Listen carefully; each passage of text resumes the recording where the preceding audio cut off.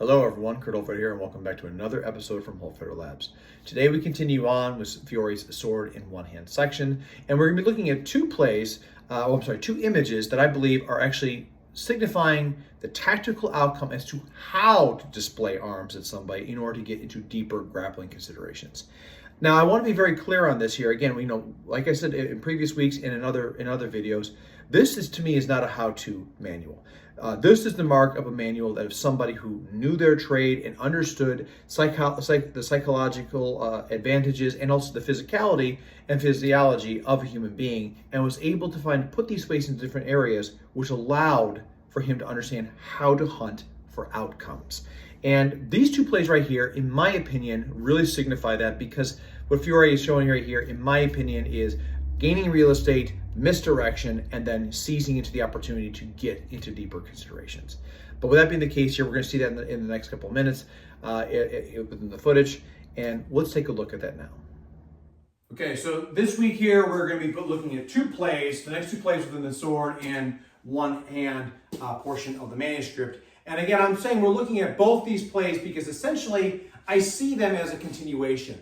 To be very clear on this, one of the things also I think that's very important is this is first and foremost a lesson about footwork, as well as it is about being able to and how to set up the arms into deeper grapples.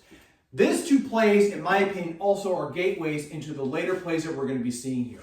Up until this point, we have seen a right foot forward into a left foot variant that's come into this. In this right here, we're going to see a left foot forward right here that's been put into place. And we're going to be building off of that into different types of crossings. So the two images we're seeing here are these right here. I'm going to flash them across. So there's the first one. And then, again, it looks very similar to what we talked about a couple of weeks ago in regards to the basic covering. And here's the second one where we see the ligadura mezzana on the person right here. And he states how this is, again, off of the dagger plays, in which we've talked about right here. It's also something that's been dealt with an upwards arm. It's nothing new here, but the way in which we get to the target is the part that we're looking at. Okay? So again, how this happens, to me, is very important. Again, I think what he's talking about is that strong backhand shot that's coming in, or however this goes here, or it could be a spread shot right here. It doesn't matter. We're going to be exploring both of them today. It does not necessarily matter right here. The part that we really care about is essentially the opponent has got themselves in a right foot forward position, which is, and I am putting myself into a left foot forward position, and we're going to work off of that. So we're going to be moving into a mirrored structure.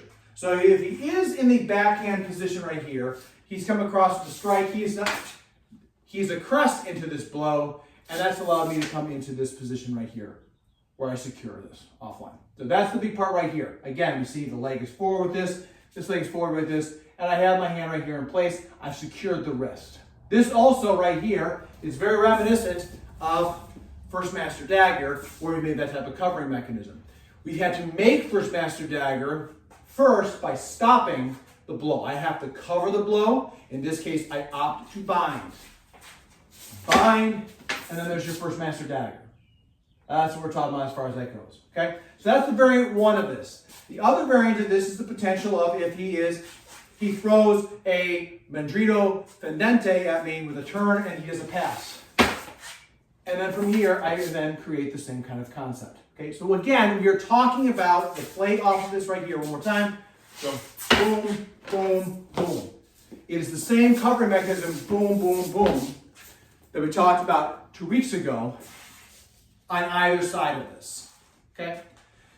I've been asked before in some of my classes, what happens if they throw a Mazzani? What happens if they throw a Sotani? Essentially, the same type of shape is the same here because the Mazzani is coming horizontal in this position. So if he throws a horizontal shot, I'm again going into it, offline. If he throws a backhand shot of this right here, so again, here, I'm making this crossing. If he has the blade over top here, that's fine.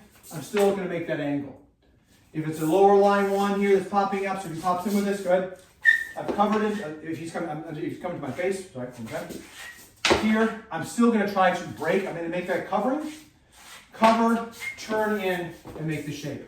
If it's on this same side right here, here, off the shape. It doesn't matter. Ultimately, I think he's just saying to make the parry and then just shift in. That's it. The strike comes in. We're working off of that. Okay.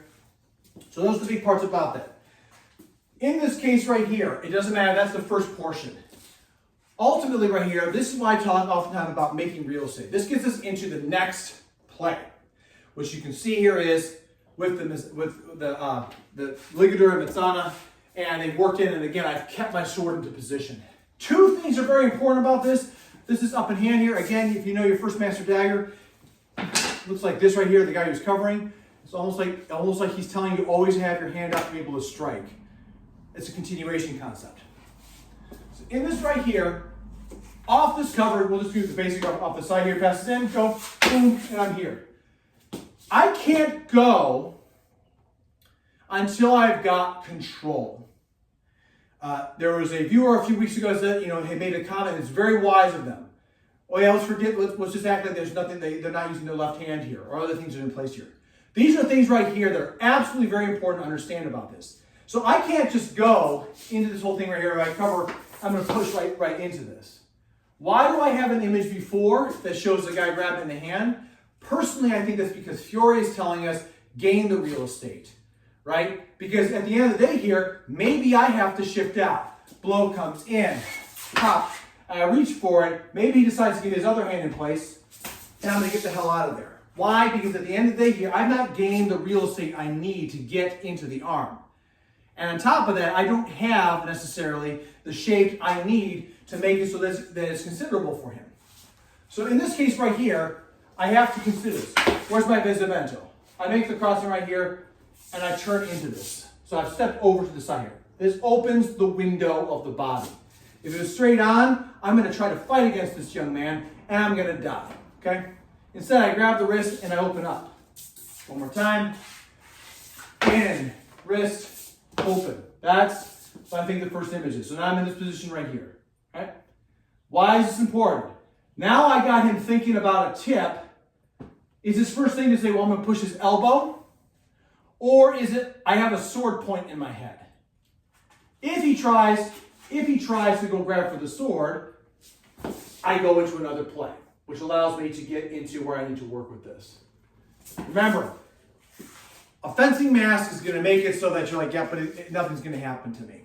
Okay, and I'm not poo-pooing safety or anything like that. Not at all. But please understand, when you have a blade or a device pointed right in your face right here, your first instinct isn't, I'm going to go right for the play that plays offline here. Why is the point here in place here? I want his mind somewhere else. So again, strike him in, boom, I'm here. I want him focused on this right here. So if he grabs for this right here in some form or fashion, I have now the axis here into his arm, which puts us into that deeper ligadura concept. Now he's grabbing it. The image doesn't show him grabbing it, but the reason why is because what happens afterwards. There's life after technique, right? So those are the big parts about why I think he's coming into play. So one more time here, I press into it. I seize the arm right here. I'm using posta frontale as a structure piece, opening up the hand here, turning the body this way right here into this to create this shape, right? This is what I've got here, that first play. And what Fiore tells us to do is to accrest, which allows me to get into that first play into the point of the sword right here, okay? All that together in conjunction allows for us to be able to get access to the ligadura mezzana. It allows us access to make sure that the person right there is not necessarily going to try to stop me, because here's the deal. If I stay into this, well, now all I've done here is basically made a dagger crossing. So if I pass into this, my arm is still right here. Now he has got access to push me up and over. Instead, clear it. Cover, wrist, strike, get the tip in his face right here, get him responding, get him reacting, and then move into the spot right here. Create misdirection into different places. And that right there concludes what I think these two plays right here are really trying to get us to do here. Again, very simple, very easy. The thing right here is that redirection off the different places. And again, if you're doing this with fencing mask, please, that makes a lot of sense right here. Safety is very important. But please understand that when you don't have a barrier right there, there's a lot of stress that comes at you that you may be missing right here, which might be the reason why we have that point up there first to make you think, oh God, where's he going to stick this thing? Make the guy do this so I can work the other end here. So you can see with the video that all of this right here, again, a lot of times, we talk about these plays, and one of the things, and how we can just make them and stuff happens and all of a sudden we've wrapped the arm and we've won. The problem with that kind of mentality is it negates the person that you're crossed against here. I'm actually reminded of a comment that another viewer had made here in regards to that, which was that essentially it was completely forget about the left arm of the opponent here. And I'm glad that that person said that, because the reality is you can't forget that. These plays right here are moments in time which you're not going to get the whole thing. We're getting a flip. We don't have a flip book. We don't have a video. We don't have the person that's there actually walking to and through these things. If you saw the special that I put out a couple weeks ago in regards to, changing the battle space of a person, then you saw how attacking the eyes, attacking the throat, and everything else put people into situations. I know it's hard to hear in there, but there were several people that were like, "What are you thinking about right now when I start gouging into your throat? What happens when I start going for your eye? What are your thoughts?" Their first thoughts were, and they said it throughout the training, was, "I wasn't thinking about harming you. I was thinking about getting out." And that is a part right there that I believe the maestro, like I said in the introduction here, understood. If you know what hurts on somebody, if you know what someone doesn't want to have happen to them, then they're going to, if you know that they don't want that, then threaten that, use that. And that's why I think these two plays work together. I have two plays here where you choose your own adventure, right? I either have your hand and I go into the first place, or I put the tip right here, and the thing is, off of that, with the tip being in your face here, it also gives the spot where the person's afraid of an incoming strike, because that point is right here and it's retracted.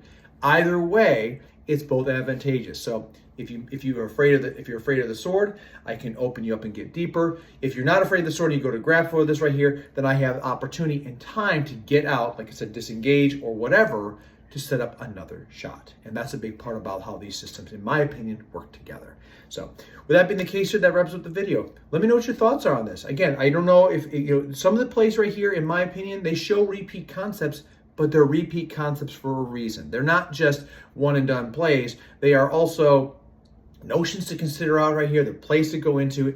And on top of that, they're greater considerations that we have to look at that allow us to have deeper understanding and motions and doing against concepts. And that's a big part about this. So again, thank you so much for stopping by and viewing this. If you're to my viewers and subscribers, thank you so much. As always, leave comments. Love it all. Share with a friend out there. Don't forget to hit the bell. If you're new, consider like and subscribe, and share this out with other people that might be interested. Would love to have you here on this journey with Fiore's Armitsari.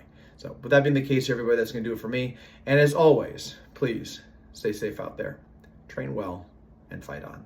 I'll see you all soon.